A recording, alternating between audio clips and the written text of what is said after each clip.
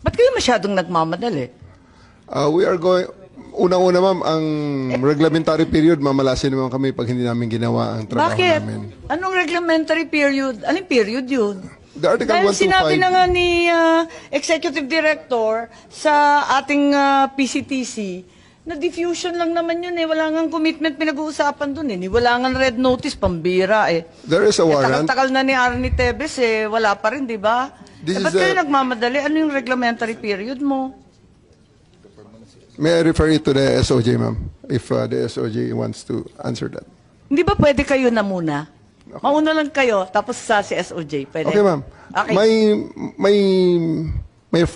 My main processes during the time is that I have implemented a warrant, and it is therefore the person is already arrested by virtue of a legal warrant, and Article 125 comes into play of the revised penal code, which is entitled Delivery of Persons Legally Arrested to the Proper Judicial Authority, and I do believe at this point the judicial authority will be the ICC. Therefore, I have to abide with that Article 125 of the So revised penal inaamin code. mo warrantless arresto.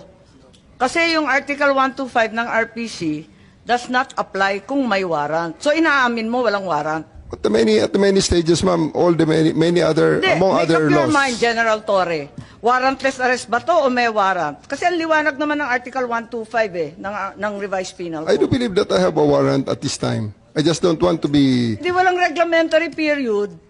Mamili ka. Kapag warrantless arrest, edi may period. Kapag may warrant, walang period. Just the same, ma'am, I have to deliver Hindi him to the pareho judicial yun, proper kapatid. authority.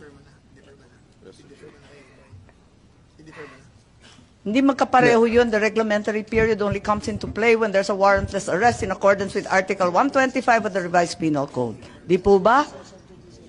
At saka may kinalaman yun sa delivery of the accused and arrested. Di po ba? And I'm being cautioned by the DOJ, ma'am, that it may be sub judice already to discuss that because of the habeas corpus pending in the Supreme Court, ma'am. Pati ba naman ng Revised Penal Code, naging executive session, pambihirang buhay ito.